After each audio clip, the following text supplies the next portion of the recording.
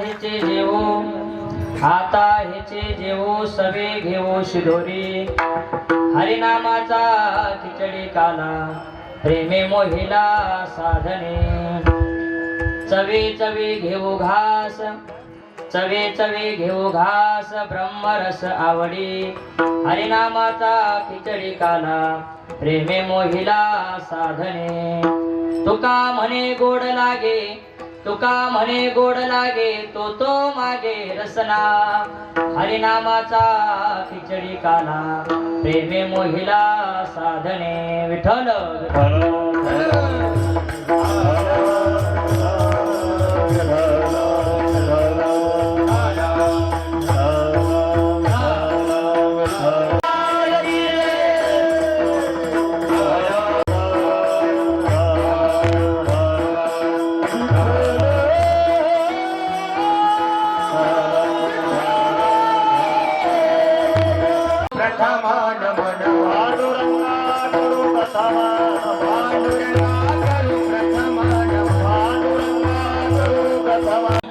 समाधिस्थमूर्तिं भजे ज्ञानदेवं नमो सद्गुरु तुकया चिदानन्दरूपा नमो सद्गुरु भक्तकारुण्याता संपाद्य ज्ञानं वैराग्यवन्तं सुविचारयुक्तं नमामि जोगं शिरसा गुरुन्तं विठ्ठल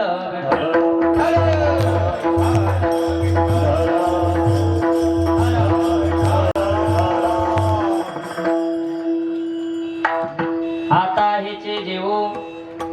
हेचे जेवो सवे घेऊ शिदोरी हरिनामाचा खिचडी काला प्रेमे मोहिला साधने प्रस्तुत कीर्तन रूपी सेवकर्ता निवडलेला अभंग वैराग्य शिरोमणी संत श्रेष्ठ जगद्गुरु श्री तुकोबाराय चरणाचा अभंग असून या अभंगामध्ये जगद्गुरु श्री तुकोबाराय काल्या संबंधातले असलेल्या आपल्या काही संकल्पना त्या अभंगामध्ये स्पष्ट करतात विठ्ठल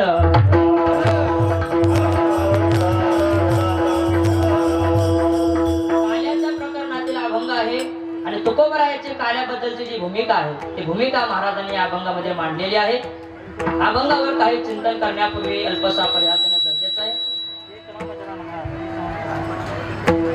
ब्रह्मपूज्य आदरणीय 1008 श्री गंगा भारती महाराजांच्या 33व्या पुण्यतिथी निमित्ताने चालू असलेला हा भव्य दिव्य महोत्सव सोहळा आणि या भक्ती महोत्सवामध्ये आजच्या या काल्याच्या कीर्तनाची सेवा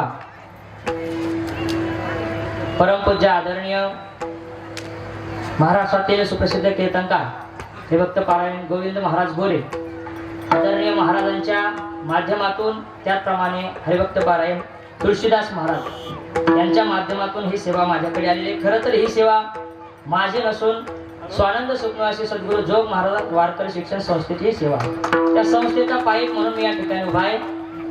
खरं तर काल्याचं कीर्तन म्हटलं की काल्याच्या कीर्तनाला महाराज सुद्धा वजनदार लागतो. हे का नाही? काल्याच्या कीर्तनाला वजनदार महाराज पाहिजे. पण मी वजनदारही नाही, ज्ञानानेही वजनदार नाही, शरीराने वजनदार नाही.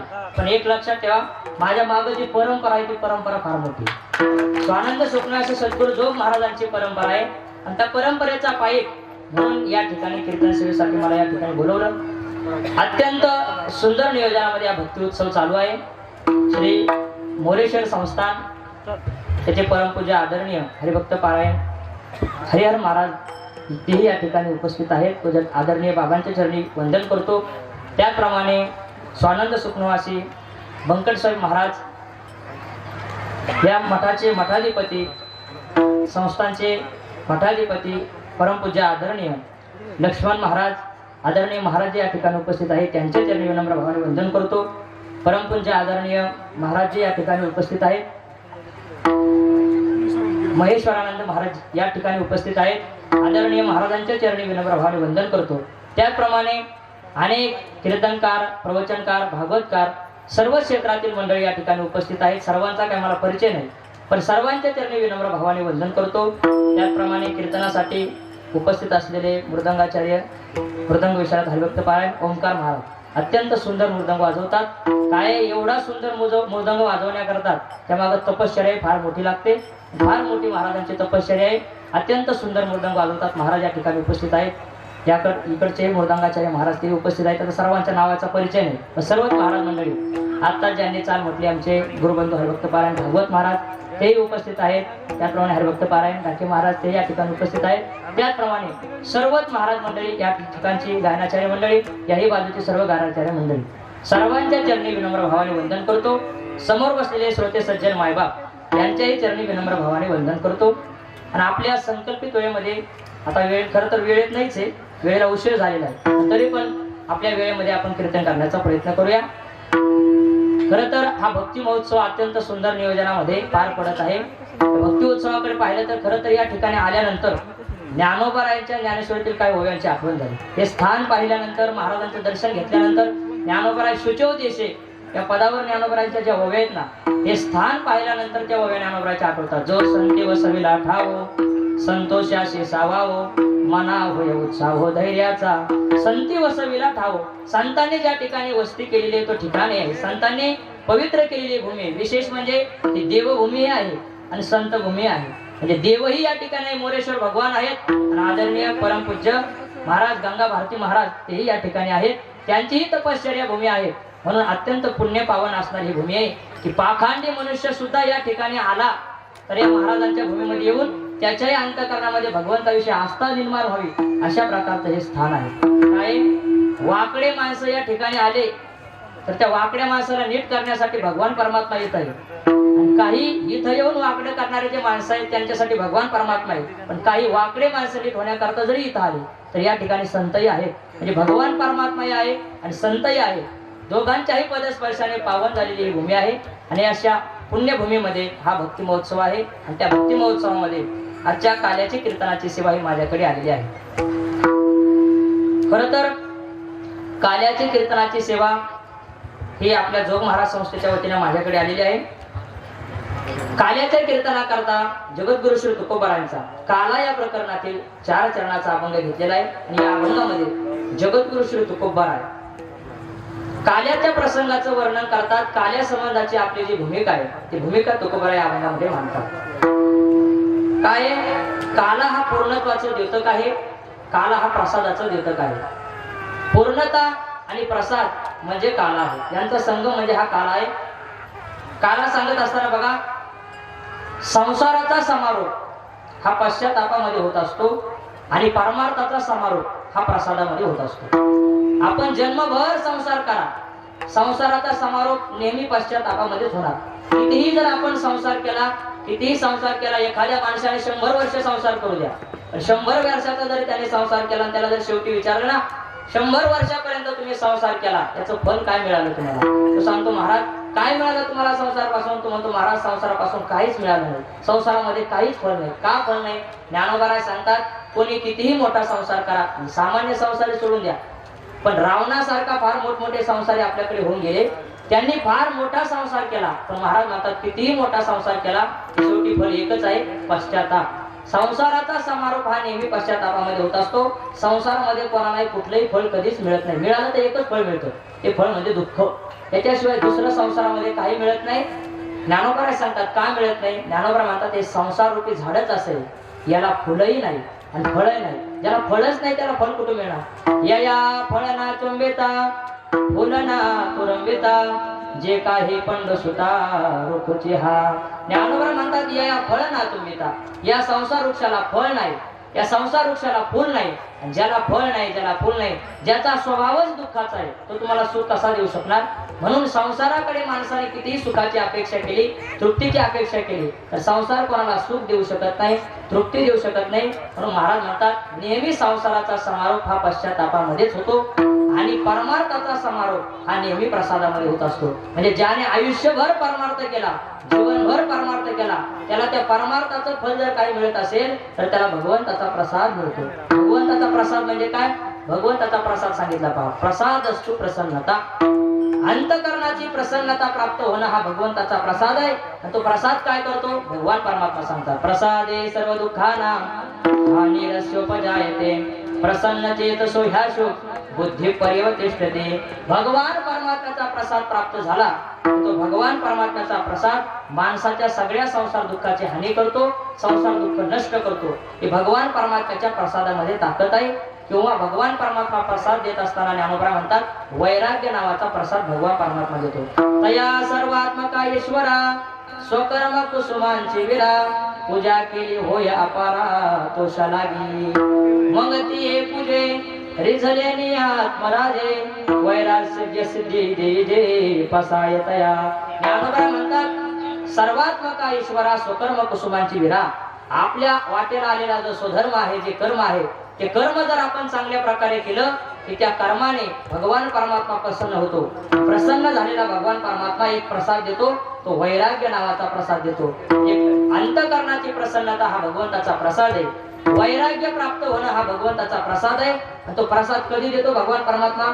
जीवनभर परमार्थ करावा लागतो. ज्याने परमार्थिक साधना केली त्याला भगवान परमात्मा हा प्रसाद देत असतो. तसं आजचा दिवस हा प्रसादाचा दिवस आहे.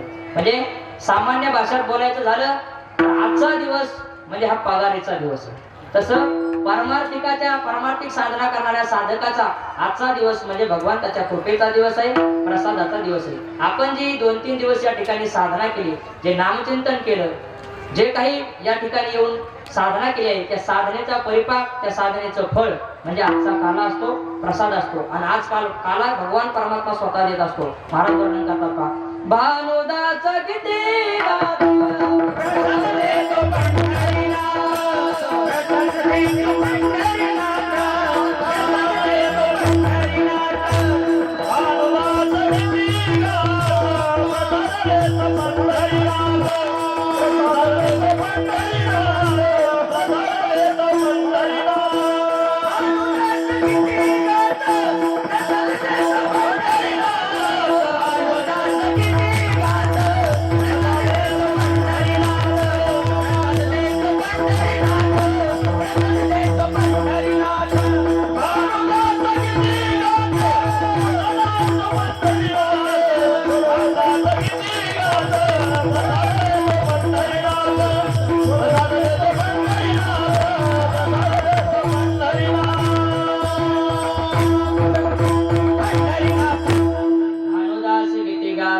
प्रसाद देतो पंढरीनाथ. महाराज म्हणतात आज भगवान परमात्मा, पंढरीनाथ परमात्मा आज प्रसाद देत असतो. म्हणजे आपण केलेली जी साधना आहे त्या साधनेचं फल म्हणजे आजचा हा काल आहे. आज भगवान परमात्मा प्रसाद देतो. पण कोणाला देतो? जो अधिकारी आहे, ज्याने खरोखर साधना केली त्यालाच भगवान परमात्मा काय करतो? प्रसाद देतो. देवाच्या प्रसादे करा रे भोजन भाड कोण कोण अधिकारी ते. महाराज म्हणतात देवाच्या प्रसादी करा रे भोजन भाल कोण कोण अधिकारी ते. या प्रसादा करता अधिकारी व्हावं लागतं. म्हणजे जीवनामध्ये सेवा करावी लागते, साधना करावी लागते. ज्याने जीवनामध्ये सेवा केली, साधना केली, तोच या प्रसादाचा अधिकारी होतो. त्यालाच हा भगवंताचा प्रसाद मिळतो.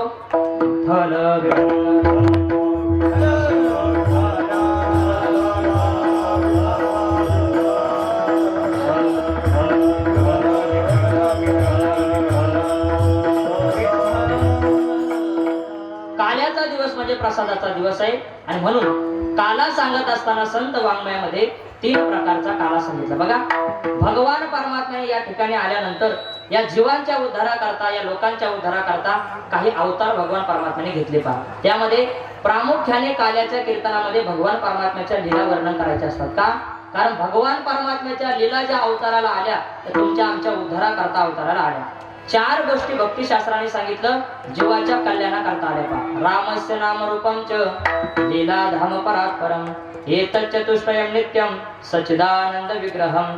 रामस्य नाम रूपम च लीला धाम परात्परम. भगवंताचं नाम, भगवंताचं रूप, भगवंताच्या लीला आणि भगवंताचं धाम, या 4 गोष्टी जीवाचा उद्धार करण्याकरता या ठिकाणी अवताराला आलेल्या आहेत. भगवान परमात्मा अवताराला येतो कशा करता येतो? तर जीवाचा उद्धार करण्याकरता. यदा यदा हि धर्मस्य ग्लानिर्भवति भारत अभ्युत्थानम धर्मस्य तदात्मानं सृजाम्यहम. भगवान परमात्मा या ठिकाणी येऊन झालेली जी धर्माची हानी आहे, तर अधर्म जो वाढलेला आहे त्या अधर्मी लोकांना नष्ट करून धर्माची संस्थापना करतो. जीवाचा उद्धार करण्याकरता भगवान परमात्मा येतो. म्हणजे भगवंताचं जे रूप आहे त्या जीवाचा उद्धार करण्याकरता येतं.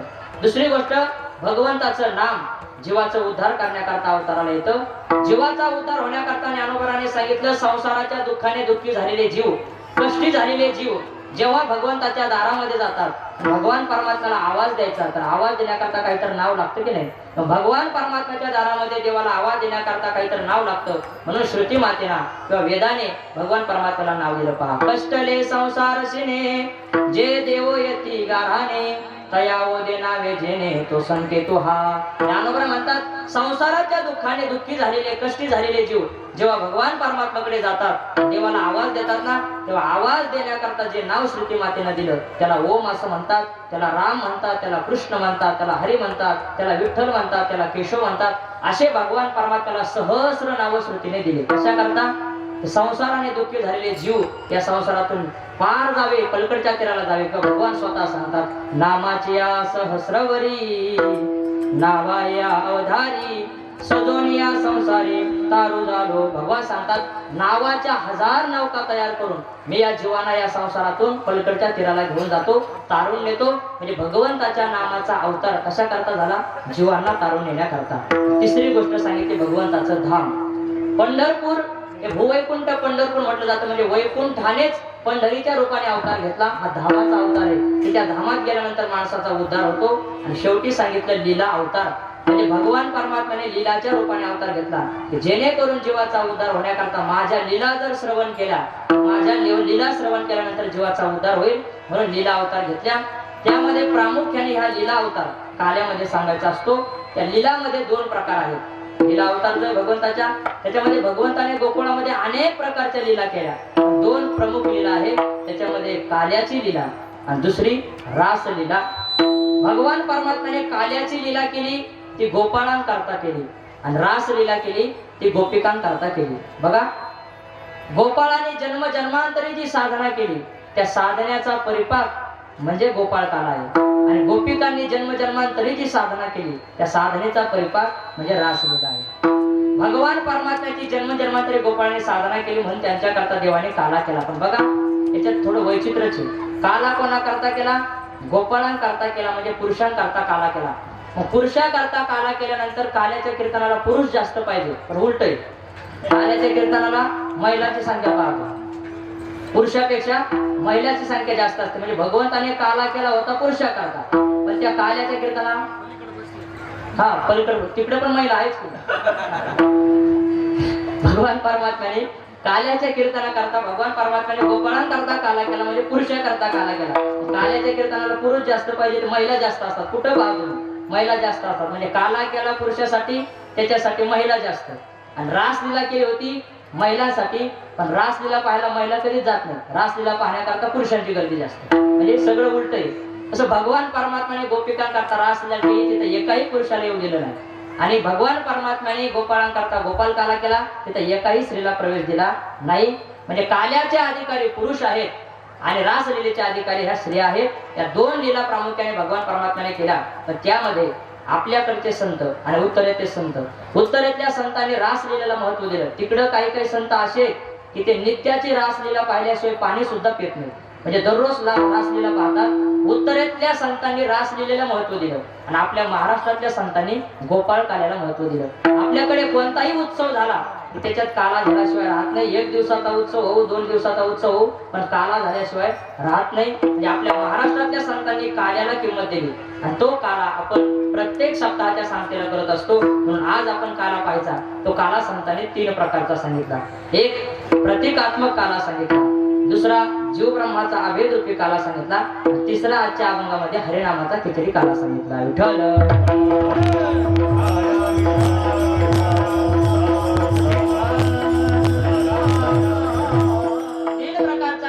त्यापैकी पहिला काला त्याला प्रतिकात्मक काला म्हणायचे. प्रतिकात्मक काला म्हणजे दही आणि लाहीचा जो काला आहे त्याला प्रतिकात्मक काला म्हणायचे. दही आणि लाही. आपल्याकडे काला करताना काय करतात? दही आणि लाही एकत्रित करतात. काला म्हणजे अनेक पदार्थांचं एकत्रित मिश्रण केलं की त्याला काय म्हणतात? काला म्हणतात. म्हणजे अनेक पदार्थ एकत्रित आलं की त्याला काला म्हणतात आणि अनेक मूर्ख माणसं एकत्रित आले की त्याला कालवा म्हणतात. कालाने कालवा म्हणतात, गोंधळ म्हणतात. तसं काला म्हणजे काय? काला म्हणजे अनेक पदार्थाचं एकत्रीकरण, त्याला काला असं म्हणतात. इथं दही आणि लाही हे काल्याचं एकत्रीकरण आहे. पण बघा हा काला, या काल्याविषयी सुद्धा संतांना खूप आदर आहे। उलट जगद्गुरु श्री तुकोबराय म्हणतात, हा दही आणि लाहीचा काला खाण्यासाठी आम्ही जरी वैकुंठात असलो तर पुन्हा जन्माला येऊ, हा दही भाताचा काला खाऊ। तुकोबराय सांगतात उपजोनिया पुढ्यात येऊ,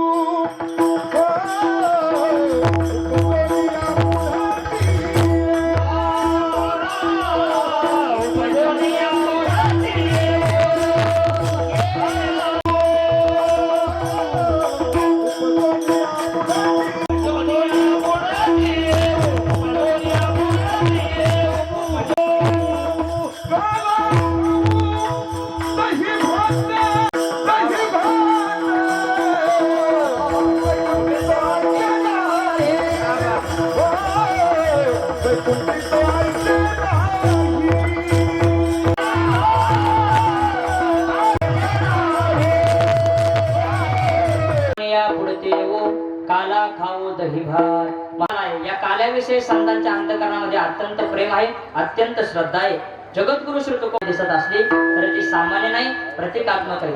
दही हे भक्तीचं प्रतीक आहे आणि लाही हे ज्ञानाचं प्रतीक आहे। महाराज म्हणतात याला प्रतिकात्मक काला म्हणतात। दही आणि लाही एकत्रित करणं, तू म्हणसाल हा काला काय दुर्लभ आहे, हे तर आम्ही घरी जाऊन दही आणि लाही एकत्रित करू। घरी जाऊन दही आणि लाही एकत्रित केलं तर काला होणार नाही, झाली तर भेळ होईल, नाही का? काला होणार नाही। काला होण्याकरता दही आणि लाही एकत्रित करावी लागतं। बघा, दही आणि लाही एकत्रित केलं म्हणजे काला होत नाही। दही आणि लाही एकत्रित केल्यानंतर आता तुम्ही खरं पहा, दही कसं आहे, पांढरं आणि लाही कशी आहे, लाही सुद्धा पांढरी। मग दही पांढरं आणि लाही पांढरं, तर ते दोन्ही एकत्रित केलं तर त्याचा रंगही पांढराच होतो, पण त्याला काला का म्हणतात? त्याचं कारण असं आहे, दही आणि लाही एकत्रित केल्यानंतर जोपर्यंत भगवान श्रीकृष्ण परमात्म्याचं चरित्र सांगत नाही आणि भगवान श्रीकृष्ण परमात्म्याची सावली त्याच्यावर पडत नाही, तोपर्यंत तो काला होत नाही। जेव्हा भगवान परमात्म्याचं आपण चरित्र सांगतो आणि त्या चरित्राची छाया जेव्हा त्या प्रसादावर पडते तेव्हा त्याचा काला होतो। म्हणजे दही आणि लाही एकत्रित केल्यानंतर भगवंताचं चरित्र सांगितल्यावर तो काला होतो, याला प्रतिकात्मक काला म्हणतात। या काल्याबद्दल महाराजांच्या मनामध्ये अत्यंत आदर आहे। हा काला सेवन करण्याकरता महाराज म्हणतात आम्ही पुन्हा जन्माला येऊ। दुर्लभ हा काला, हा काला सुद्धा भेटत नाही। महाराज म्हणतात बघा, काला भेटण्यासाठी सुद्धा प्रतीक्षा करावी लागतात। मला सांगा, आता 2 दिवसापासून या ठिकाणी कार्यक्रम झाले, पहिल्या दिवशी कीर्तन झालं, पहिल्या दिवशी तुम्हाला काला भेटला का? नाही भेटला। दुसऱ्या दिवशी कीर्तन झालं, दुसऱ्या दिवशी तुम्हाला काला भेटला का? भेटला नाही। का बरं भेटला नाही? महाराज म्हणतात काला पहिल्या दिवशी भेटत नसतो, काला दुसऱ्या दिवशी भेटत नसतो। काला जर खायचा असेल तर त्याला 2-3 दिवसाची तरी प्रतीक्षा करावी लागते। मग किमान व्यवहारामध्ये सुद्धा काला भेटण्यासाठी 2-3 दिवसाची प्रतीक्षा करावी लागतात। महाराज म्हणतात हा प्रतिकात्मक जो काला आहे हा सुद्धा दुर्लभ आहे, लवकर भेटत नाही। दुसरा काला सांगताना महाराजांनी सांगितला जीव ब्रह्माचा अभेद रूपी काला। जीव आणि ब्रह्माचं एकत्रीकरण होणं म्हणजे जीव ब्रह्मस्वरूप होणं, हा काला आहे। महाराज म्हणतात हाही काला दुर्लभ आहे, लवकर भेटत नाही। म्हणजे जीव ब्रह्मस्वरूप होतो त्याला काला असं म्हणतात महाराज।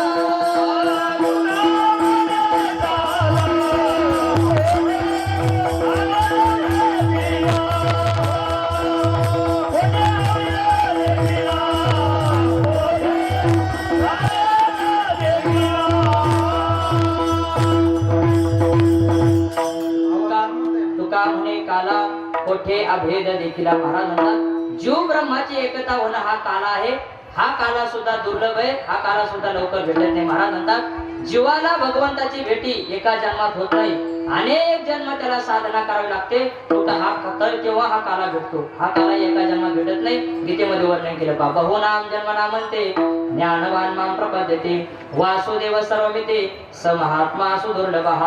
जीवाला भगवान परमात्म्याची भेटी बहुनाम जन्मना मानते, पुष्कळ जन्म गेल्यानंतर जीवाला परब्रह्माची भेटी होते। म्हणजे हा काला सुद्धा एका जन्मामध्ये होत नाही। देव भेटण्याकरता महाराज म्हणतात पुंडलिक राजाला भगवान परमात्म्याची प्राप्ती झाली, ते एका जन्माच्या साधनेने झाली का?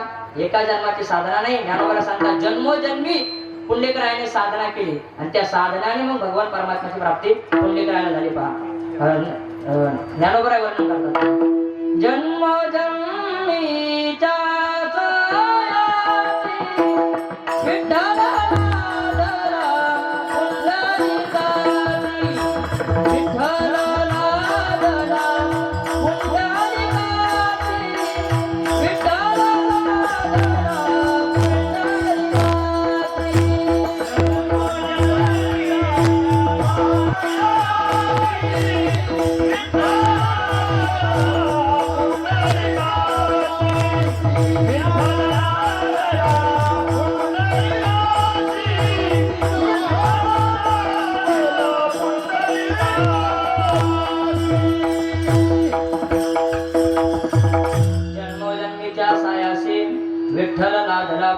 असे महाराज म्हणतात जन्मोजन्मी सायास केले तेव्हा कुंडकलेरायाला विठ्ठलाची प्राप्ती झाली.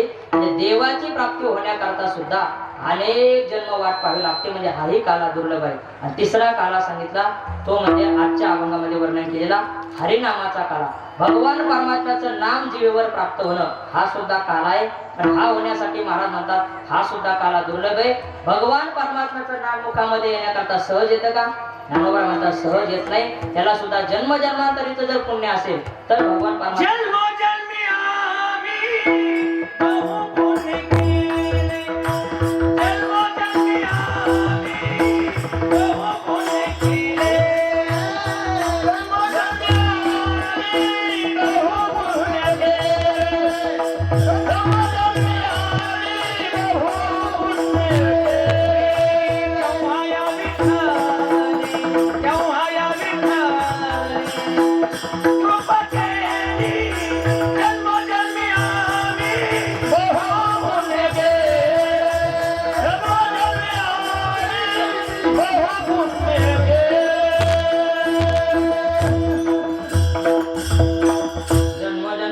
बहुपुण्य केले तेव्हा या विठ्ठले कृपा केली. महाराज म्हणतात भगवान परमात्म्याचं नामस्मरण मुखामध्ये येण्याकरता सुद्धा जन्म जन्मांतरीचं पुण्य लागतं. याशिवाय भगवान परमात्म्याचं नाम मुखामध्ये येत नाही. पहा जयाचे वाचे पुढा भोजे अखंड नाम नाचत असे माझे जे जन्म सहस्री वळगे जे एक वेळ मुखासी यावया.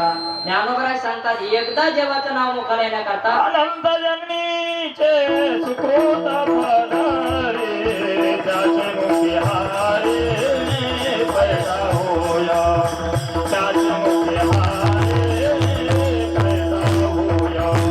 अनंत जन्मीचे सुकृत फलारे त्याचे मुखी हारे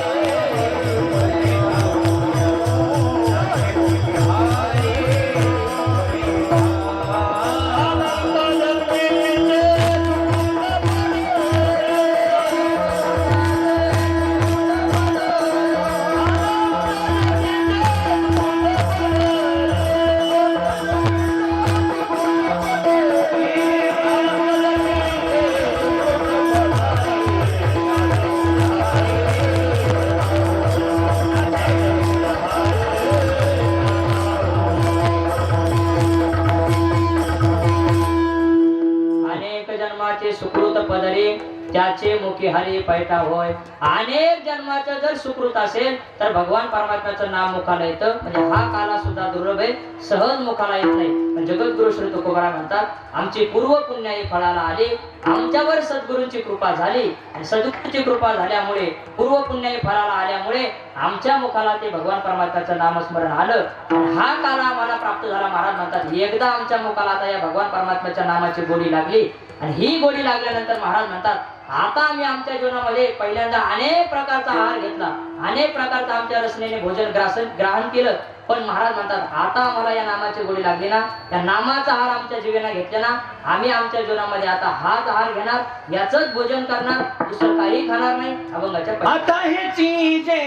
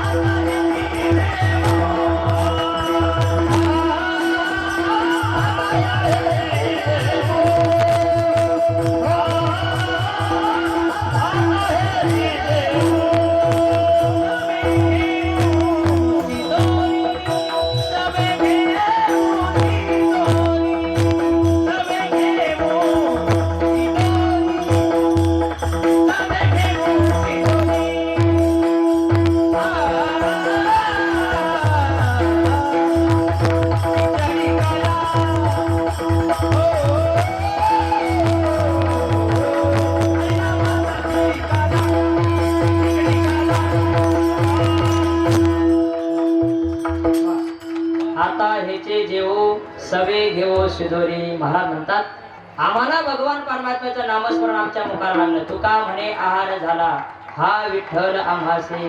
हा भगवान परमात्मा आम्हाला आहार झाला. त्या भगवान परमात्म्याचं नामस्मरण आमच्या मुखाला आलं आणि त्याचं एकदा ग्रहण केल्यानंतर महाराज म्हणतात आता हेचे जेवू. आम्ही आता जेवायचं झालं तर हे जेवणार म्हणजे सतत भगवान परमात्म्याचं नामस्मरणच मुखाने करणार. आता हेचे जेवू. आता म्हणजे महाराज म्हणतात याच्यापूर्वी आम्ही अनेक प्रकारचा आहार घेऊन पाहिला. अनेक प्रकारचा म्हणजे महाराज म्हणतात अनेक प्रकारचे जन्म जीवाचे झाले आणि अनेक प्रकारच्या जन्मामध्ये अनेक प्रकारचा आहार घेतला की नाही. प्रत्येक जन्मामध्ये 84 लक्ष योनीमध्ये फिरून आपण मनुष्य देहाला आलो. प्रत्येक योनीत गेल्यानंतर कशा कशामध्ये काय काय खाल्लं असेल. आपण सर्पाच्या योनीला गेलो तेव्हा काय खाल्लं असेल, कुत्र्याच्या योनीला गेलो तेव्हा काय खाल्लं असेल, गाईच्या योनीला गेलो तेव्हा काय खाल्लं असेल, बैलाच्या योनीला गेलो तेव्हा काय खाल्लं असेल. म्हणजे प्रत्येक योनीमध्ये आपण फिरून आलो आणि प्रत्येक योनीमध्ये काय काय खाल्लं असेल. महाराज म्हणतात हा सगळा आहार खाल्ला. सगळा आहार खाऊन मात्र जीवाची तृप्ती झाली नाही. मात्र आता एक आहार आमच्या मुखाला लागला तो म्हणजे या नामाचा आहार. आहार आमच्या मुखाला लागल्यामुळे महाराज म्हणतात आता मागं जे खाल्लं असेल ते खाल्लं असेल पण आता मात्र आता हेच जेवू. आता आम्ही हेच जेवणार आहे. का बरं? महाराज म्हणतात इतर रस आम्ही सेवन करून पाहिला, घेऊन पाहिला, पण इतर रस सेवन करून पाहिलाय. महाराज म्हणतात त्या रसाने कोणाची तृप्ती झाली नाही. आतापर्यंत भरपूर खाल्लं पण तृप्ती झाली का? नाही झाली. महाराज म्हणतात अनेक जन्मात खाल्लं. जन्माला आल्यापासून अजूनही मनुष्य खातो. पहा काही माणसं लहानपणापासून चहा घेतात मरेपर्यंत घेतात नाही का. लहानपणापासून मरेपर्यंत चहा घेतात पण तृप्ती झाली का? नाही झाली. लहानपणापासून आतापर्यंत किती चहा प्याला असं आपण विचार करा. आता काही माणसाचं कसं असतं, काही माणसं चहा घेतात त्यांना दिवसाला 1 कप लागतो. काही माणसाचा अधिकार थोडा पुढा असतो, त्यांना दिवसाला 3 कप लागतो. काही माणसाचा अधिकार त्याच्याही पुढे असतो, त्यांना एकाच वेळेला कॅटली भरला एवढा चहा लागतो. अधिकार ज्याचा त्याचा असतो आहे नाही. म्हणजे अधिकारी संपन्न एवढा चहा दिवसाला पिणारे. मग जेवढा दिवसाला चहा पिणारे तर आतापर्यंत 50 60 वर्षापर्यंत जगले. लहानपणापासून आता 60 वर्ष झाले तोपर्यंत चहा पितात. एवढा चहा पिऊन सुद्धा आतापर्यंत चहाने तृप्ती झाली का? महाराज म्हणतात आतापर्यंत एवढा चहा पिला तरी चहाने तृप्ती झाली नाही. आमचे गुरुवारी शांतीब्रह्म कोरेकर बाबा सांगत असतात पाठामध्ये, अहो म्हातारा मराला टेकलेला असतो, बाजेवर पडलेला असतो, त्याला उठताही येत नाही, त्याला कोणी भेटायला गेलं तर ओळखता सुद्धा येत नाही असा बाजेवर पडलेला म्हातारा. पण फक्त बशीचा आवाज येऊ द्या, बशीचा आवाज आला की ताडकन उठून उभा राहतो. म्हणजे मरायला टेकला तरी चहाची त्याची वासना जात नाही, इच्छा जात नाही. म्हणजे चहा तुम्ही जीवनभर जरी केला तर त्या चहाच्या रसाने तुमची तृप्ती होत नाही. ज्ञानोबा म्हणतात आतापर्यंत आपण किती खाल्लो, जन्माला आल्यापासून किती पोचे संपवले असतील, किती भाजी संपवली असेल, पण ज्ञानोबा म्हणतात तृप्ती होते का? नाही. प्राणापानाच्या जोडबाती फुंकोनी आहोराती आटे तसेने न किती उदरा माझी. आतापर्यंत आपल्या पोटामध्ये आपण किती अन्न घातलं, किती पाणी घातलं, किती चहा घातला, पण महाराज म्हणतात सगळ्या प्रकारचा रस पिऊन आतापर्यंत मात्र आपली तृप्ती झाली नाही. महाराज म्हणतात आता एक रस आमच्या मुखाला लागला त्याला नामरस म्हणतात. आणि तो नामरस आमच्या मुखाला लागल्यामुळे महाराज म्हणतात आता हे जे जेवू. अमृताचा रस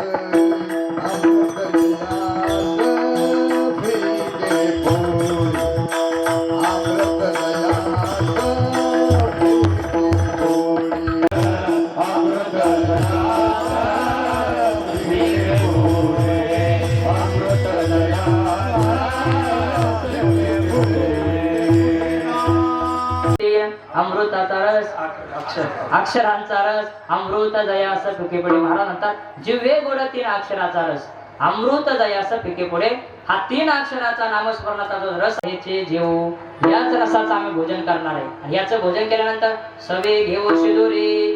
जेव्हा आम्ही प्रवासाला निघू तेव्हा प्रवासाला जाताना शिदोरी सुद्धा सोबत घेणार तर हीच घेणार. बघा माणसं शिदोरी सोबत कोणती घेतात?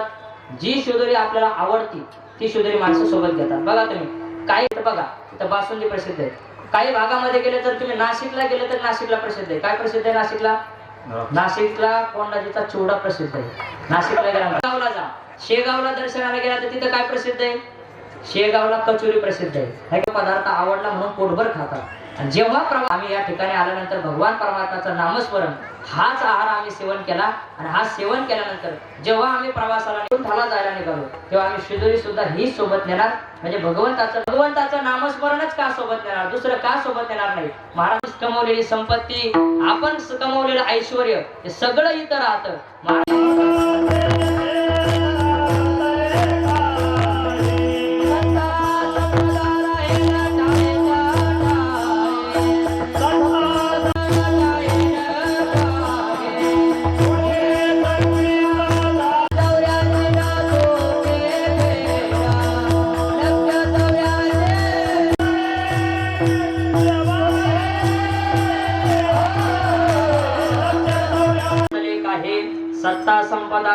ठायच्या ठाये तुम्ही सोबत नेणार आहे ती शिदोरी नेमकी कोणती? महाराज ती शिदोरी अभंगाच्या दुसऱ्या ठिकाणी सांगा. खिचडी काला हरिनामाला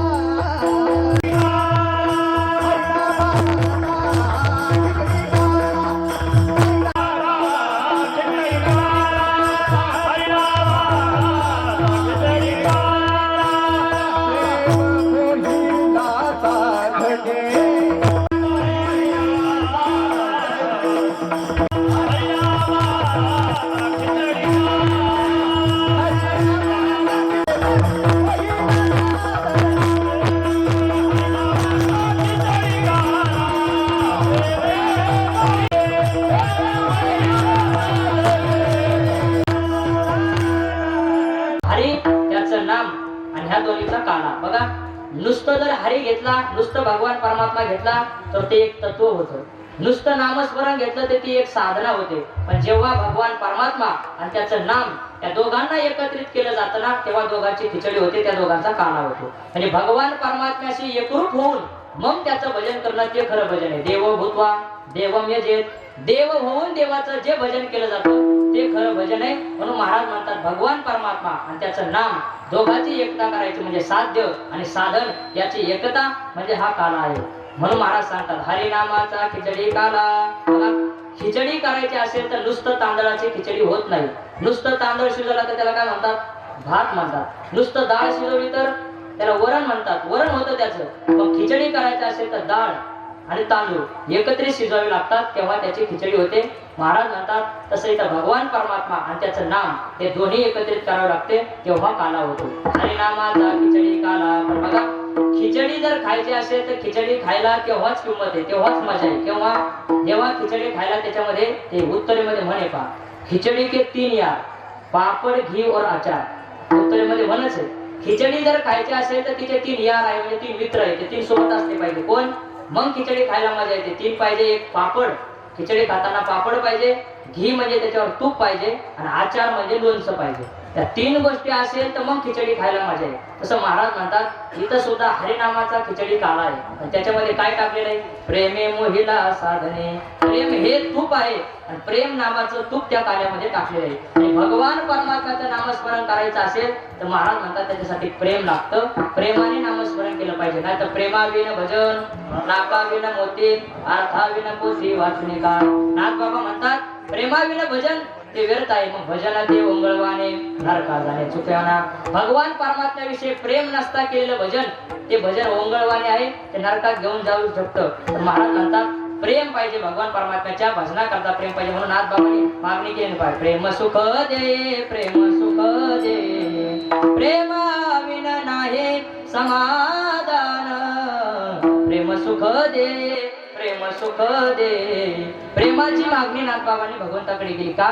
कारण भगवंताचं नामस्मरण करताना त्या साधनेत प्रेम पाहिजे, आणि प्रेम असेल तर मग ते भजन ऐसे ते भजन पार पावी. म्हणतात अशा प्रकारचं भजन मग माणसाचा उद्धार करतं. म्हणून हरिनामाचा खिचडी काला प्रेमे मोहिला साधने. म्हणतात हरीच्या नामाचा हा खिचडी काला आहे, त्याच्यामध्ये प्रेमाचं मोहन घातलेलं आहे. अशा प्रकारचा काला आम्ही सेवन करू. पण महाराज सेवन करण्याची पद्धती कशी आहे? चवी चवी घेऊ घास, चवी चवी घेऊ घास.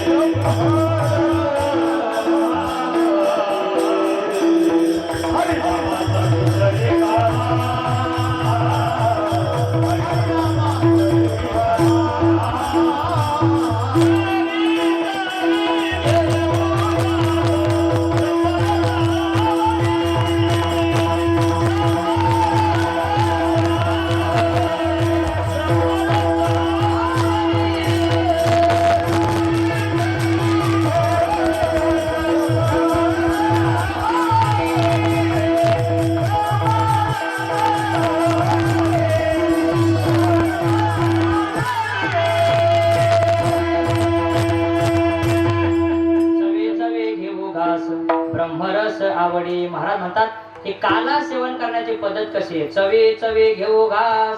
खात असताना याचं सेवन करत असताना चवी चवी घेऊ. बघा काही काही पदार्थ हे चव घेत खावे लागतात तेव्हा त्याची चव कळते. काय खाण्याच्या पण पद्धती पहा. खाता सुद्धा आलं पाहिजे माणसाला. चवी चवी घेऊ घास. कसं खाता आलं पाहिजे. चवी चवी घेऊ घास म्हणजे बघा तुम्ही आता पुन्हा तेच उदाहरण देतो. जातीवंत चहा पिणार आहे ना. जातीवंत कोणाला म्हणतात ते कप आला की एकाच घोटा सगळं पेत नाही. थोडा थोडा फुरका मारत जे पेतात ते खरे जातीवंत चहा पिणार आहे. तर म्हणतात महाराज म्हणतात कोणत्याही गोष्टीची चव घेतली. चवी चवी घेऊ घास. काय थोडं थोडं घेतलं ना त्याची चव कळते पहा. जेवावं कसं हेही संतांनी शिकवलं पहा. ज्ञानोबा म्हणतात जेवताना कसं असलं पाहिजे. तर ज्ञानोबाची होई ना ज्ञानेश्वरी. ते तर सुगरण्याने उदारे रसज्ञाने जेवणारे मिळते मग अवतरे हात जायसा. ज्ञानोबा म्हणतात वाढणारी बाई सुगरण असली पाहिजे. उदार असली पाहिजे. जेवणारे कसे असले पाहिजे. रसज्ञ आणि जेवणारे रसज्ञ असले पाहिजे. म्हणजे बाई सुगरण असावी आणि उदार असावी. म्हणजे बाईने स्वयंपाक चांगला केलेला असावा. वैद्य बाबा सांगितले सुगरण कोणाला म्हणतात. ज्या बाईच्या हातून कडू कारलं सुद्धा गोड होतं त्या बाईला सुगरण बाई म्हणतात. आणि काही काही बाया गोड चहा सुद्धा कडू करून टाकतात. म्हणून कडू कारलं जिला गोड करता येतं तिला सुगरण बाई म्हणतात. वैद्य बाबा सांगतात काही काही बाई एवढ्या सुगरण असतात की त्यांना कोंडा जरी नेऊन दिला तर त्या कोंड्याचा मांडा करतात. काही काही असे असतात मांड्याचा धोंडा करतात. सुगरण असली पाहिजे. उदार असली पाहिजे. वाढताना पुन्हा उदार पाहिजे. उदार. आता आषाढी वारीमध्ये जेव्हा आम्ही पुण्यामध्ये जातो ना तर पुण्यात गेल्यानंतर सदाशिव पेठमध्ये मुक्काम असतो. तिथं गेलं तर तिथं जेवायला बसल्यानंतर त्या ब्राह्मणाच्या बाई वाढण्या करता येतात. आणि वाढण्या करता आल्यानंतर आमचे बंशी बाबा फार गोड सांगत असतात. ते सांगत असतात ती बाई अगदी छोटे छोटे लाडू केले असतात. एका घासात तो वारकरी खाऊन घेतो आणि ती बाई एक एक लाडू वाटतो. हवंय का हवंय का हवंय काय. ते बंशी बाबा म्हणत असतात डबा टाक ना हवंय काय काय विचारते. वाढणारी बाई कशी पाहिजे. उदार पाहिजे. हवं का काय आग्रह करून वाढलं पाहिजे. वाढणारे उदार पाहिजे. जेवणारे कसे पाहिजे. रसज्ञ पाहिजे. रसज्ञ म्हणजे काय कशात काय खावं हे सुद्धा कळलं पाहिजे. रसज्ञ पाहिजे. आता बघा जेवणामध्ये अनेक प्रकारच्या भाज्या असतात. त्याच्यामध्ये लोणचं सुद्धा असतं. लोणचं कशाला असतं जेवणामध्ये. लोणचं कशाला असतं माहितीये का. 2-3 पद्धतीच्या भाज्या असेल. एक भाजी खाल्ली की त्याच्यावर पुन्हा जर दुसरी भाजी खाल्ली की त्या भाजीची चव कळत नाही. मग काय करायचं. एक भाजी खाल्ली की मध्ये लोणचं तोंडी लावायचं. लोणचं लावलं की मग जिभेला पाणी सुटतं. पाणी सुटले की पहिल्या भाजीची चव निघून जाते आणि मग दुसरी भाजी खायची. त्या भाजीची चव कळते. याच्यासाठी काय असतं लोणचं असतं. काही काही माणसं जेवणासारखं ते लोणचंच खाऊन टाकतात. रसज्ञ नाही म्हणत त्याला. म्हणजे जेवताना ते लोणचं कधी खावा तेही कळलं पाहिजे. जेवणारा रसज्ञ पाहिजे. पहा रसज्ञ कसं खाल्लं पाहिजे. महाराज म्हणतात चवी चवी घेऊ घास.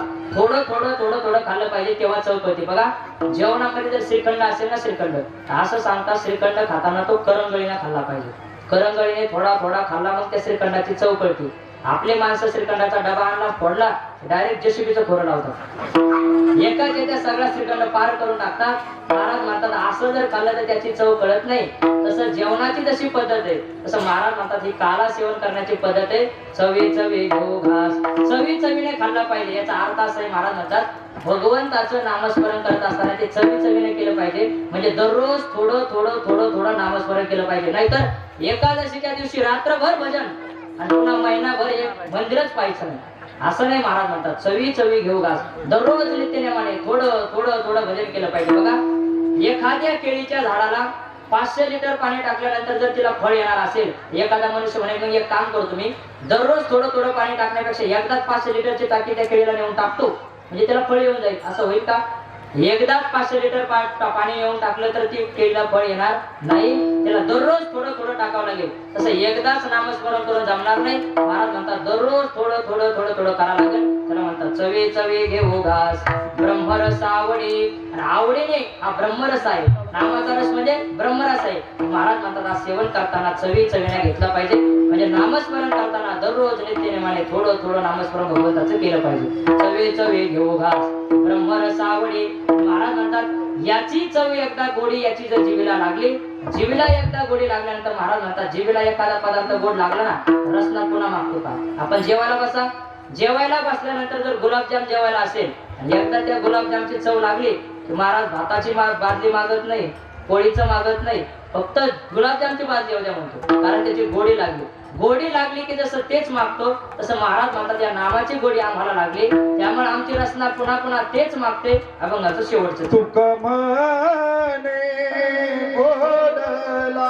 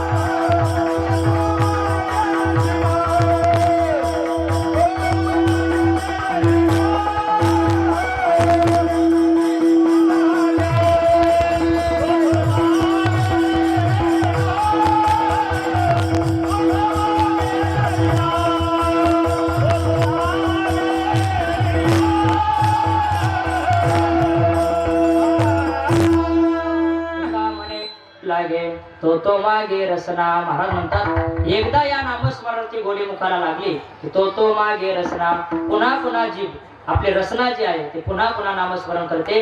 म्हणजे नामस्मरणाला बंद करत नाही. गोडी लागली पाहिजे फक्त नामस्मरणाची. महाराज म्हणतात गोडी लागली की मग मनुष्य नामस्मरण सोडत नाही. तसं तुका म्हणे गोड लागे तो मागे रसना. पुन्हा पुन्हा जीभ मागते. पहा संतांना नामस्मरण गोड लागलं. तुकोबरा म्हणतात मी नामस्मरण केलं ते मला गोड लागलं. संतांचा अनुभव आहे तुकोबराला गोड लागलं. विठ्ठल हा चित्ते गोड लागे गाता येते. ज्ञानोबरायांना विचारा ज्ञानोबराला सुद्धा नामस्मरण गोड लागलं. पहा गोड तुझे नाम विठोबा आवडते मज तुझे उच्चारिता मना वाटते हे लाज. गोड तुझे नाम विठोबा आवडते मज. ज्ञानोबराला सुद्धा भगवंताचं नामस्मरण गोड लागलं. म्हणजे ज्ञानोबरायचा अनुभव नामस्मरण गोड आहे. नामदेवरायचा अनुभव नामदेवराय म्हणतात अमृताहुनी गोड नाम तुझे देवा. नामदेवरायला सुद्धा भगवान परमात्म्याचं नामस्मरण गोड लागलं. सगळ्या संतांचा अनुभव गोड आहे. आपला अनुभव काय आपल्याला गोड लागतं का? आपल्याला जर गोड लागलं असतं तर आपण नामस्मरण केलं असतं. पण आपण नामस्मरण करत नाही. आपल्याला गोड का लागत नाही? बघा नियम आहे. सर्वांचा जो अनुभव असेल तोच आपला अनुभव असला पाहिजे. उदाहरणार्थ गुळ आहे आपल्या समोर. गुळ मी खाल्ला तर कसा लागणार? गोड लागणार. एखाद्या लहान मुलाने खाल्ला तरी गोड लागणार. एखाद्या स्त्रीने जर खाल्ला तरी गोडच लागणार. तो गुळ एखाद्या म्हाताऱ्या माणसाने खाल्ला तरी गोडच लागणार. आणि तो गुळ जर गाढवाने खाल्ला तर लोक म्हणतात बाबा गाढवाला गुळाची चव काय. गाढवाने खाल्ला तरी कसा लागणार? गोडच लागणार. का? कारण गुळ हा गोड आहे. गुळ कोणीही खाल्ला तर तो गोडच लागणार. तसं भगवान परमात्म्याचं नामस्मरण सगळ्या संताला गोड लागतं. मग आपल्याला का गोड लागत नाही? आमचे गुरुवर शांतीब्रह्म कुरेकर बाबा उदाहरण सांगत असतात. साखरेच्या गंजावर 2 मुंग्या जाऊन बसल्या. 2 मुंग्या साखरेच्या गंजावर जाऊन बसल्या. एक मुंगी म्हणते काय साखर गोडे काय साखर गोडे. दुसरी म्हणते तुला गोड लागायली पण मला गोडच लागत नाही. ती म्हटली का गोड लागत नाही? मला ज्या अर्थी साखर गोड लागते तुला का लागत नाही? त्या मुंगीने तिच्या मुखाकडे पाहिलं तर तिने मिठाचा दाणा तिच्या तोंडात धरलेला होता. तिला सांगितलं तू बसली साखरेच्या राशीवर पण तोंडात मिठाचा दाणा आहे. जोपर्यंत मिठाचा दाणा टाकणार नाही तोपर्यंत साखर गोड लागणार नाही. तसं जोपर्यंत आपल्या अंतःकरणामध्ये विषयाच्या वासना आहेत, जोपर्यंत आपल्या अंतःकरणामध्ये विकार आहे तोपर्यंत नामस्मरण गोड लागणार नाही. नामस्मरण गोड कधी लागेल? जेव्हा आपल्या अंतःकरणाचे विकार कमी होतील निघून जातील तेव्हा आपल्याला नामस्मरण गोड लागेल. त्याला साधन काय? त्याला साधनही नामस्मरणच. नामस्मरणानेच विकार जातील. एक दिवस गोड लागेल. पहा ना महाराज सांगतात ज्ञानोबा विषय विषयाचा पडी पाडो गोड परमार्थ लागे कडो आणि कडू विषय तो गोडो जीवाशी झाला. जीवाला कडू असलेला संसार आवडायला लागला आणि गोड असलेला परमार्थ आवडायला लागला. याचं कारण आहे विषयाची वासना. अंतःकरणाच्या विषय वासना संपल्या की आपल्यालाही नामस्मरण गोड लागेल. म्हणून संत सांगतात काय नाम गोड पुरे गोड सकळही. महाराज म्हणतात नाम हे गोड आहे आम्हाला गोड लागतं. म्हणून तुका म्हणे गोड लागे तो मागे रसना. हरे नामाचा खिचडी काला प्रेमे मोहिला साधने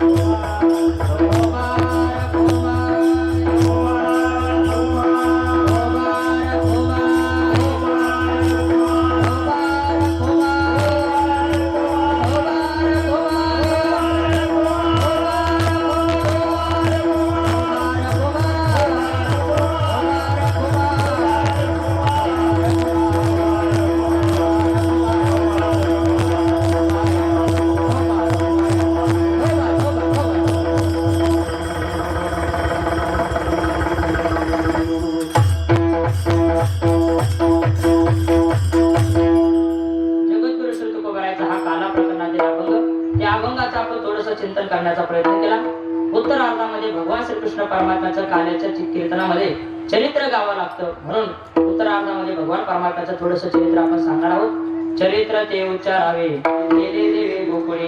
भगवान परमात्म्याने गोकुळामध्ये जे चरित्र केलं त्याचं उच्चारण काल्याच्या कीर्तनामध्ये करावं लागतं, आचरण नाही. पहा, भगवान परमात्म्याच्या चरित्राचं फक्त उच्चारण करायचं, आचरण करायचं नाही. देवाने दोन प्रकारचं चरित्र केलं, एक अनुभव चरित्र आणि एक लीला चरित्र. देवाचं जे लीला चरित्र आहे त्याचं फक्त उच्चारण करायचं आणि अनुभव चरित्र आहे त्याचं मात्र आचरण करायचं. देवाने गोवर्धन पर्वत उचलला म्हणून आपण लगेच उचलायला जायचं असं होत नाही. तुकोबा म्हणतात की त्याने गोवर्धन पर्वत उचलला आणि तुमच्याने गोणी उचलावे. आपल्याला साधे गोणी उचलत नाही म्हणून आपण पर्वत उचलायच्या भानगडीत पडायचं नाही. देवाने ज्या लीला केल्या त्या लीला आपल्याला करता येणार नाही, पण देवाने जे चांगलं आचरण केलं ते मात्र आपल्याला करता येईल. मग महाराज म्हणतात देवाच्या चरित्राचं उच्चारण करायचं गोकुळामध्ये जे केलं ते. बघा, भगवान परमात्मा अवताराला आले धर्माची संस्थापना करण्याकरता. भगवान परमात्मा जेव्हा अवताराला आले तर अवताराला आल्यानंतर गोकुळामध्ये भगवान परमात्मा प्रगट झाले. गोकुळामध्ये भगवान परमात्मा आल्यानंतर गोकुळामध्ये आनंद झाला. गोकुळीच्या सुखा अंत पार नाही लेखा, बाळकृष्ण नंदा घरी आनंद जाणारे. भगवान श्रीकृष्ण परमात्मा नंदराजाच्या घरी आल्यानंतर गोकुळामध्ये अत्यंत आनंद झाला. भगवान परमात्मा आल्यानंतर गोकुळाची स्थिती कशी झाली बाळकिलीमध्ये फार गोड वर्णन केलं. लोका गोकुळीच्या झाले ब्रह्मज्ञान, केले या वाचून जगत पे. घरोघरी झाला लक्ष्मीचा वास, दैन्य दारिद्र्या सत्रासाला. घरोघरी लक्ष्मीचा वास झाला, दैन्य दारिद्र्य संपलं आणि गोकुळातले जे लोक होते त्या सर्व लोकांना ब्रह्मज्ञान प्राप्त झालं. का? भगवान परमात्मा गोकुळात आला म्हणून आनंदी आनंद जिकडे तिकडे झाला. भगवान परमात्मा हळूहळू त्या गोपाळांच्या सोबत तिथे गोकुळामध्ये भगवान परमात्मा हळूहळू मोठे व्हायला लागले, रांगायला लागले. रांगत असताना ते भगवान परमात्मा कसे रांगायला लागले त्याचं वर्णन केलं. तळवे तळहात तळहात टेकी, तळवे तळहात तळहात टेकी, डाव्या गुडघ्याने गुडघ्याने रांगत, डाव्या गुडघ्याने गुडघ्याने रांगत. तळवे तळहात तळहात टेकी, तळवे तळहात तळहात टेकी, डाव्या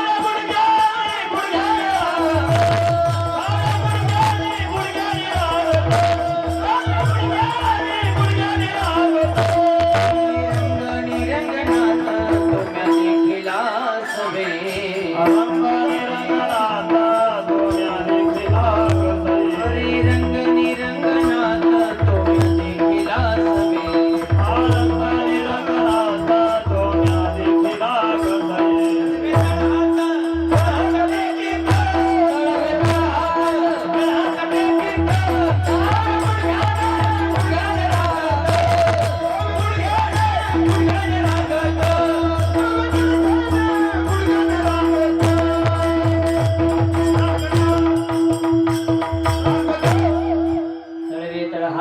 गुडघ्याने डाव्या गुडघ्याने रांगत. महाराज म्हणतात तळवे तळ हात टेकीत डाव्या गुडघ्याने रांगत. तळवे टेकत भगवान परमात्मा डाव्या गुडघ्याने रांगायला लागले. रांगता रांगता भगवान परमात्मा लोणी चोरायला लागले आणि भगवान परमात्मा हळूहळू वाढू लागले. आता आपल्याकडे वेळ कमी त्यामुळे भगवान परमात्मा हळूहळू वाढायला लागले. वाढत असताना भगवान परमात्म्याने विचार केला. गोकुळामधले गोपाळ भगवान परमात्म्याने पाहिलं. देवाने सांगितलं अरे गोपाळांनो, आपण या ठिकाणी जो अवतार घेतलेला या ठिकाणी जे आलेलो आहोत ना मोठमोठे राक्षस मारण्याकरता आलो आणि तुमच्या तब्येतीकडे जर पाहिलं तर तुम्ही अगदी अगरबत्ती छाप झालेले, पाव खाऊन हातपाव झालेले. अशा तुमच्या तब्येती आपल्याला मोठमोठे राक्षस मारायचे. कसे मारायचे? तेव्हा ते गोपाळाला सांगितलं तुम्ही काही खाता का नाही, काही पिता का नाही. गोपाळाने सांगितलं तेव्हा काय खावं काय प्यावं. काय खावं म्हणजे अरे आपल्या गोकुळामध्ये एवढ्या गायी आहेत, त्या गायीचं दूध निघतं, घरी दूध आहे, लोणी आहे, दही आहे, ते खाता की. गोपाळाने सांगितलं देवा आमच्या घरी आमची अवस्था अशी आहे, दूध डेअरीला चटणी भाकर नेरीला. आमच्या घरचं सगळं दूध डेअरीला जातं, आम्हाला खायला चटणी भाकर आहे. डेअरीला जातं म्हणजे कुठे जातं? मथुरेला जातं. देवाने सांगितलं मथुरेत आपले शत्रू राहतात आणि आपल्याच मालावर आपले शत्रू काय करतात? वाढतात. देवाने सांगितलं एक काम करायचं, आपल्या वाटेचा जो माल आहे सरळ मार्गाने जर आपल्याला मिळत नसेल तर वाईट मार्गाने का होईना तो मार्ग आपण काय केला पाहिजे, आपल्या वाट्याचं प्राप्त करून घेतलं पाहिजे. गोपाळाने सांगितलं एक काम करायचं, उद्यापासून आपल्या वाट्याचं आपल्याला मिळालं पाहिजे म्हणून चोरी करायची. भगवान परमात्म्याने सांगितलं गोपाळांनो चोरी करायची. चोरीसाठी मी सांगतो ते साहित्य घेऊन या. काय साहित्य घेऊन यायचं? भगवंताने साहित्य सांगायला सुरुवात केली. हे गोपाळांनो, चोरी करण्याकरता पहिल्यांदा तुम्ही वस्त्रगाळ माती घेऊन या. दुसरी गोष्ट सराटे काटे घेऊन या. तिसरी गोष्ट भगवान परमात्मा लहान लहान छोटे छोटे खडे घेऊन या आणि एक काठी घेऊन या. एक गोपाळ म्हणला देवा आपल्याला चोरी करायची का खेळ भांडे खेळायचे? अरे चोरी करण्याकरता चाकू सांग, पिस्तूल सांग, बंदूक सांग, असे काहीतरी हत्यार सांग. चोरी करायची हे साहित्य काय सांगितलं? देवाने सांगितलं आपल्याला चोरी सोन्याची करायची नाही. आपल्याला चोरी कशाची करायची? दही दुधाची चोरी करायची. त्याच्यासाठी हे साहित्य भरपूर झालं. मग हे माती कशा करतात देवा? देवाने सांगितलं हे बघा, आपण जर चोरी करायला गेलो आणि गवळण कदाचित जर आली तर आल्यानंतर ही माती तिच्या डोळ्यात फेकायची. डोळ्यात माती फेकल्यानंतर ती डोळे चोळत बसेल तेवढ्यात आपण पळून जायचं. एक गोपाळ थोडा विचित्र होता. त्याने सांगितलं देवा, ती गवळण जर चष्मा घालून आली तर मग काय करायचं? देवाने सांगितलं एक काम करायचं, चष्मा घालून आले तर हे काटे कशासाठी? हे काटे खाली टाकायचे. काटे खाली टाकले की काटे तिच्या पायात घुसे. काटा काढण्याकरता ती बसली तेवढ्यात आपण पळून जायचं. दुसरा गोपाळ म्हणला ती जर चप्पल घालून आली तर देवाने सांगितलं चप्पल घालून यायला का? ती काय कलियुगातली बाई आहे का? नाही का? नाही. गॅसच्या वाट्यावरही चप्पल वापरतात कलियुगातल्या बाया. पण महाराज भगवान परमात्मा सांगतात ते चप्पल घालून यायला काय कलियुगातली बाई नाही. चप्पल घालून आली तर भगवंताने सांगितलं हे बघा ही खडी आहे. आपण ज्या घरी जाणार त्या घरी गेल्यानंतर अगोदर त्या घरामध्ये प्रवेश करण्याच्या पूर्वी घरामध्ये ते जे मडके लावलेले आहेत, जे माठ लावलेले ते भरलेले आहे की नाही बघण्याकरता हा खडा मारून पाहायचा. टपकन आवाज आला, भरलेला दिसला तर घरामध्ये प्रवेश करायचा. त्याच्यासाठी हे खडे आहेत. आणि शेवटी ही काठी कशा करता? जर आपला माठापर्यंत हात पुरला नाही त्या काठीचा उपयोग करायचा. असं सगळं साहित्य सांगितलं. चोरी करता निघाल्यानंतर देवाने सांगितलं आता चोरीला जायचं, पण माझे काही नियम आहेत पहा. चोरी करण्याचे काय नियम आहे? ते नियम आहे का? काय? देवाने सांगितलं पहिला नियम, चोरीला जात असताना भर दिवसा चोरी करायची नाही. चोरीचा पहिला नियम, दिवसा चोरी करायची नाही, रात्री चोरी करायची. दुसरी गोष्ट, चोरी करत असताना गावाच्या मध्यभागी जे घर आहे त्या घरी चोरी करायची नाही. कुठं करायची? घर पाहून एकांताचे नवविध नवनीताचे. एकांतातलं घर पाहायचं आणि ते पण एकांतातलं घर, झोपडी नाही पाहिजे, असं भरलेलं घर पाहायचं. भरलेलं नवविध नवनीताचे, नवविधा भक्तीने जे घर भरलेलं आहे अशा प्रकारचं घर पाहायचं, एकांताचं घर पाहायचं. हा दुसरा नियम. आणि चोरी करताना तिसरा नियम. काय नियम? देवाने सांगितलं चोरी करताना कोणीही पांढरे कपडे घालायचे नाही. कारण पांढऱ्या कपड्यावर चोरी लवकर पकडल्या जाते. म्हणून कोणीही पांढरे कपडे घालायचे नाही चोरी करताना. कारण पांढऱ्या कपड्यावर चोरी करता येत नाही. ती फक्त दोघालाच जमली, एक पुढाऱ्यांना आणि एक महाराज मंडळीला. दोघाला फक्त पांढऱ्या कपड्यावर दोघाला चोरी जमली, पण कोणाला जमली नाही. त्याच्यामुळे पांढरे कपडे घालायचे नाही. का बरं? देवाने सांगितलं रात्रीच्या वेळी पांढरे कपडे लवकर दिसतात. हा भाव आहे त्याचा. तुम्ही दुसरीकडे नेऊ नका. तर रात्रीच्या वेळेस पांढरे कपडे काय होतात? लवकर दिसतात. म्हणून पांढरे कपडे घालायचे नाही. पांढऱ्या कपड्यावर चोरी करायची नाही. देवाने तिसरा नियम सांगितला. अजून चौथा नियम आहे, चोरीला जात असताना एक काम करायचं. आता मी तुमचा मालक आहे ना, मी तुमचा बॉस आहे ना, अध्यक्ष आहे ना, सगळ्यांनी माझ्या मागे चालायचं. यार तरी यारे लागे अवघे माझ्या मागे मागे. सगळ्यांनी माझ्या मागे चालायचं. आणि चालताना पाचवा नियम ध्यानात ठेवा, हळूहळू चला, कोणी कोणाशी न बोला. चोरी करताना असे सगळे नियम गोपाळाला भगवान परमात्म्याने सांगितलं. चोरी करण्याकरता गेले. पण ज्या घरी चोरी करण्याकरता गेले ती गोपिका सावध झालेली होती. तिला घराची कडी लावून दारावरच राखून बसली होती. मग देवाने काय केलं? दरवाजात बसलेली ना, मग खिडकीतून प्रवेश करायचा. म्हणून गोपाळांना सांगितलं बघा आपल्याला दरवाजातून जाता येणार नाही, खिडकीतून जावं लागेल. कसं जायचं? देवाने सांगितलं मला एक मंत्र येतो, सगळ्यांनी डोळे बंद करा. डोळे बंद केल्यानंतर मी मंत्र म्हणेल, आपण सगळे आतमध्ये असू. ठरल्याप्रमाणे सगळ्या गोपाळाने डोळे बंद केले. देवाने मंत्र म्हटला, डोळे उघडा म्हटलं. डोळे उघडल्यानंतर सगळे गोपाळ आतमध्ये होते. आतमध्ये गेले. दह्या दुधाचं ते माठ पाहिला. भगवान परमात्म्याने सगळ्या गोपाळांना गोलाकार केलं. त्याच्यावर भगवान परमात्मा चढले. चढल्यानंतर त्या माठाचं दही दूध दोन्ही भगवान परमात्मा खाऊ लागले. बराच वेळ झाला. भगवान परमात्मा वरती गेला, दही दूध दोन्ही खायला लागला. खालच्या गोपाळाने पाहिलं, हा काय करतो नेमकं? तर हा वर एकटाच खात बसला. तेव्हा गोपाळाने सांगितलं, देवा अरे वर एकटाच खात बसला, दही दूध दोन्ही आम्हाला देतो की नाही? देवाने सांगितलं असंच असतं म्हटले, सर्वांच्या पाठिंब्याने वर जायचं असतं. वर गेले की एकट्यानेच खायचं असतं. हे राजकारण आहे. देवाने सांगितलं एकट्यानेच खायचं. गोपाळाने सांगितलं, देवा जर तू असं केलं तर आम्ही आमचा पाठिंबा काढून घेऊ. पाठिंबा काढून घेतला तर मग तू खाली पडशील. तेव्हा देवाने सांगितलं तसं करू नका, एक काम करू, माझ्या हातातून ज्या धारा वाहतात ना, वाहती त्या धारा धारे दोहीच्या कोपरा, त्या धारेतून जे वाहत, कोपऱ्यातून जे वाहत ते दही दूध तुम्ही खा. म्हणजे आता मी एकटा खाणार नाही, आपले सगळे मिळून खाऊ. म्हणून पुढारी मिळून खातात का? ठीक आहे, आपण सगळे मिळून खाऊ. देवाने सांगितलं. सगळ्यांनी मिळून खाल्लं. खाल्ल्यानंतर झालं असं, सगळ्यांनी मिळून खाल्लं. मग आता काय, जोपर्यंत पोट भरलेलं नसतं तोपर्यंत मनुष्य शांत राहतो. पण एकदा पोटात पडलं की असं म्हणतात, पोटात पडलं की माणसाला मस्ती येते.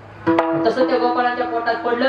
आणि पोटात पडल्यानंतर मग झाले मग पोट केला गड्याने गोभार. महाराज म्हणतात पोट भरल्यानंतर त्या गोपाळाने बोभाट केला, मोठमोठ्याने वरडायला लागले, ते माठ फोडायला लागले.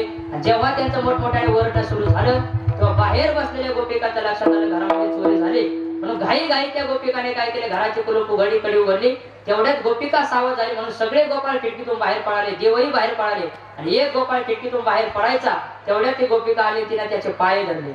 बाहेरून भगवान परमात्म्याने त्याचे हात धरले, तिने धरले पाये. आणि पाये धरून बाकीच्या गोपिकांना त्या गोपाळाला मारायला सुरुवात केली. मारायला सुरुवात केल्यानंतर त्या गोपाळाने सांगितलं, देवा असं करे, खाताना सगळ्यांनी खाल्लं मात्र मार खाताना मी एकटाच खायला लागलो. देवाने सांगितलं असंच असतं, खाताना सगळे खातात पण जे ईडीच्या तावडीत सापडतात मार मात्र तेच खातात, म्हणून तुलाच मार खावा लागेल.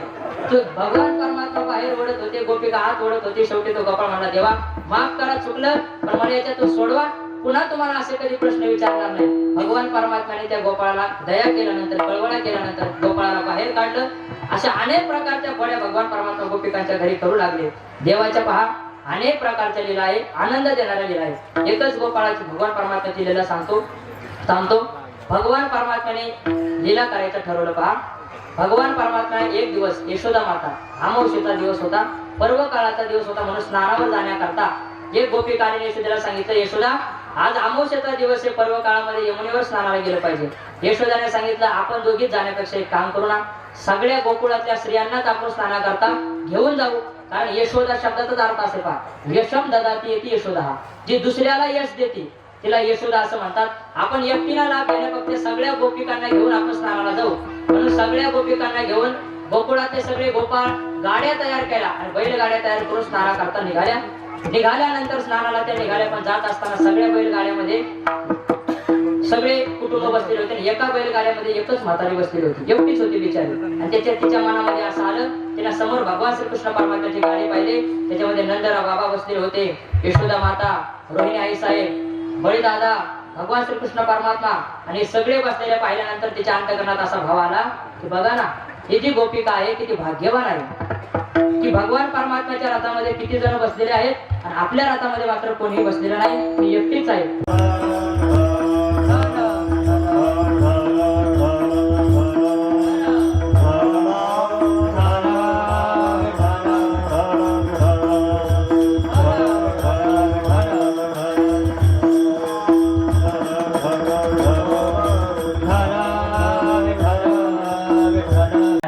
रडायला लागल्यानंतर त्या यशोदा मातेला भगवान परमात्म्याने सांगितलं, आई मी तुला काही प्रश्न विचारू का? यशोदा मातेने सांगितलं, विचार ना. एक काय 10 प्रश्न विचार. आई आहे, तू माझा मुलगा आहे, एक माझे पती आहेत, मी त्यांची पत्नी आहे. मग समोरच्या रथामध्ये जी जोडी बसलेली ते कोण आहे? यशोदा मातेने सांगितलं, तेही पती पत्नी आहेत. त्याच्या पत्नी असते का? यशोदाने सांगितलं, हो. माझी पत्नी कुठे? हा भगवान परमात्मा अत्यंत लहान, त्यांनी सांगितलं, माझी पत्नी पुढे. मला काय सांगू नको, म्हटले मला लग्न करायचं, मला पत्नी पाहिजे. पण परमात्मा म्हणतो मलाही पत्नी पाहिजे. मग तो रडायला लागल्यानंतर गवळ्याने सांगितलं, का रडतो यशोदे कृष्ण? सांगितलं, हा लग्न करायचं म्हणतो, पत्नी पाहिजे म्हणतो. तिनं सांगितलं, काय यशोदा तू, अरे एखाद्या गवळ्याने जवळ बसून द्यायचं आणि ही तुझी पत्नी म्हणायची.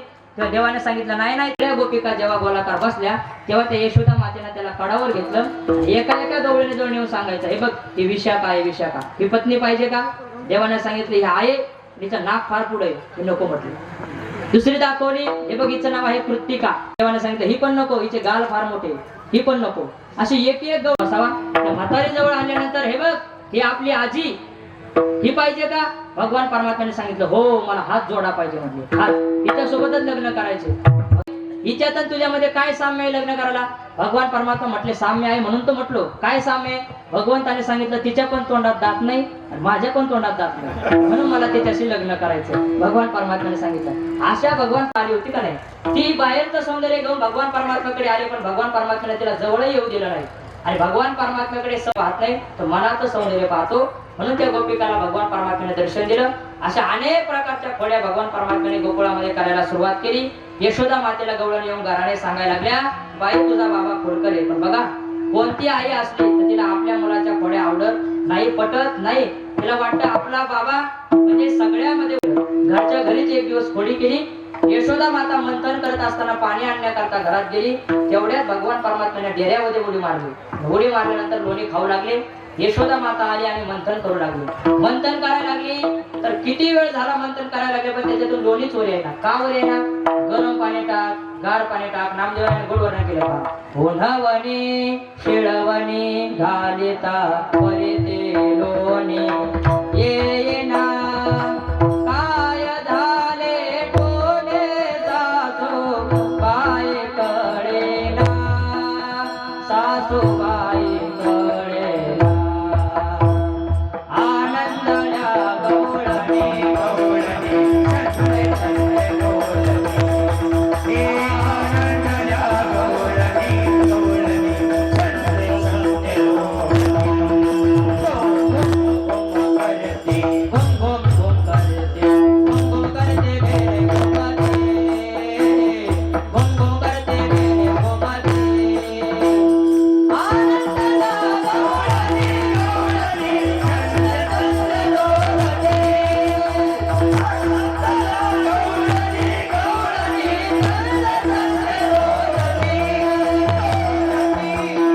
गवळणी उन्हवणी शिळवणी घालायचे गरम पाणी टाक गार पाणी टाक पण लोणी काही वर येईना नेमकं झालं काय पण झालं काय म्हणून भगवान परते यशोदेने त्या डेऱ्यामध्ये हात घातला तर भगवान परमात्म्याची शेंडी हातात आली शेंडी हातात आल्यानंतर त्या यशोदेने सांगितलं बाबा अरे ही रवी जर तुझ्या डोक्यात बसली असती तर भगवान परमात्म्याने सांगितलं वरच्या रवीचा मी बाप आहे आणि ही रवी मला काय करणार मग भगवान परमात्मा त्या ही खोडी जेव्हा यशोदा मातेनं पाहिलं तिला वाटलं आपला बाबा खरंच खोड करेल याला घरात ठेवायचं नाही मग यशोदा मातेने काय केलं भगवान परमात्म्याने सांगितलं आजपासून तू घरी राहायचं नाही कुठं जायचं मग रानामध्ये जायचं उद्या जा ये राणा सगळे घेऊन ये गोधरा मग उद्यापासून तू रानामध्ये जायचं गायी चारण्याकरता रानामध्ये जायचं भगवंताने सांगितलं ठीक आहे आपल्या गोकुळामधल्या खोड्यात बस झाल्या इथला खेळ बस झाला आता आपण वृंदावनामध्ये लीला केली पाहिजे पण भगवान परमात्म्याने सगळ्या गोपाळांना सांगितलं प्रत्येक जण आपापल्या गाया घेऊन वृंदावनामध्ये चला आपल्याला आता वृंदावनामध्ये खेळ खेळायचे आणि सगळ्या गोपाळांना भगवान परमात्म्याने गोळा केलं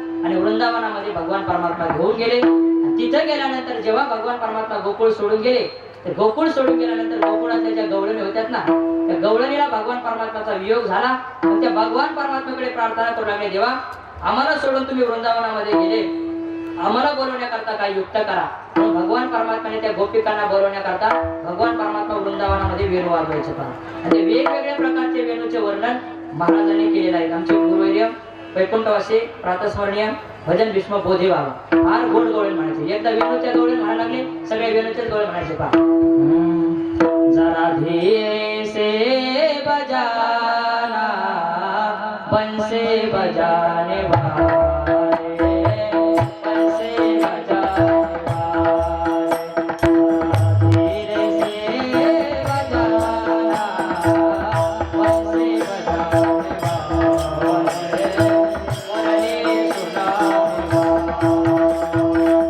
हाथों में लकड़ी हाथे कमलिया हाथों में लकड़ी हाथे कमलिया दरिया तराने वाले दरिया तराने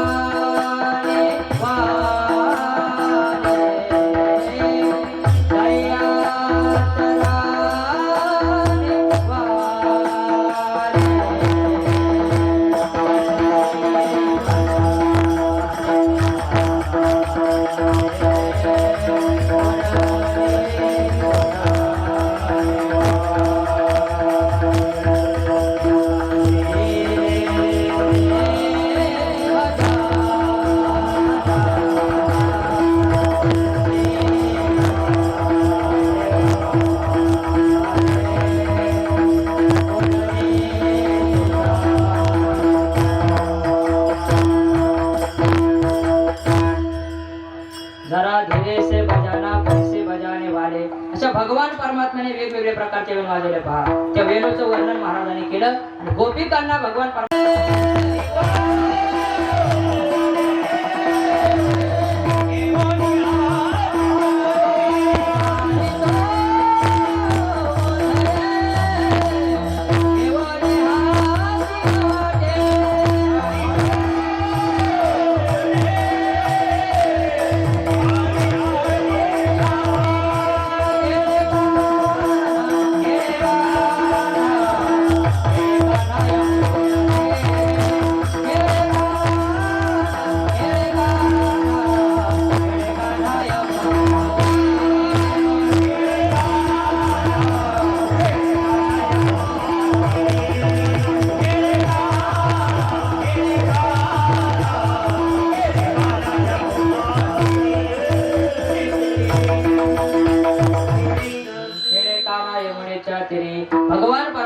यमुनेच्या तीरावर खेळू लागले. गोपाळासोबत खेळ खेळता खेळता खेळता गोपाळाने सांगितलं, देवा खांदे भार पोटी भूक, काय खेळायाचे सुख. देवाला सांगितलं, देवा कुठपर्यंत हा खेळ खेळायचा, आता भरपूर वेळ झालेली, मग काय करावं देवा, आता खेळ मोडावा परता, हा खेळ आता मोडावा, आमच्या खांद्यावर भार आहे, पोटामध्ये भूक लागलेली आहे, आणि म्हणून आता काय करावं, हा खेळ मोडावा. मग काय करावं, देवाने सांगितलं, ठीक आहे आपण हा खेळ मोडू.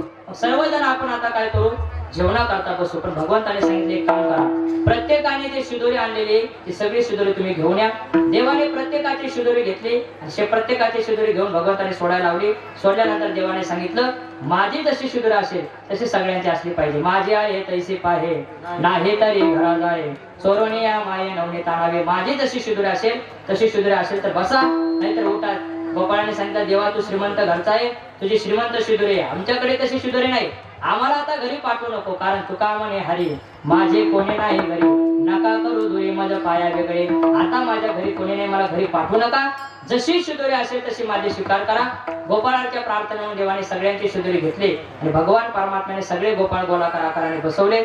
भगवान परमात्मा मध्ये बसले आणि कमळाकार आकारचे गोपाळ बसवल्यानंतर देवाने ती सगळी शिदोरी प्रत्येकाची एकत्रित केली, त्याचा काला केला आणि काला केल्यानंतर भगवान परमात्म्याने ती शिदोरी प्रत्येकाला वाटली. याचं वर्णन शुकाचार्याने केलं पहा. विभ्रद्वेनोम जठरपटयो शृंगवेत्रेचे कक्षे वामे पानो मस्रुन कवलम तत्फलान्यम गलिषु तेष्टांमध्ये सुपरिसुरदो हासयन नर्भविस्वहे स्वर्गे लोके मिषति बुभुजे यज्ञ भोग बाल केली पुंडली गवर्धारण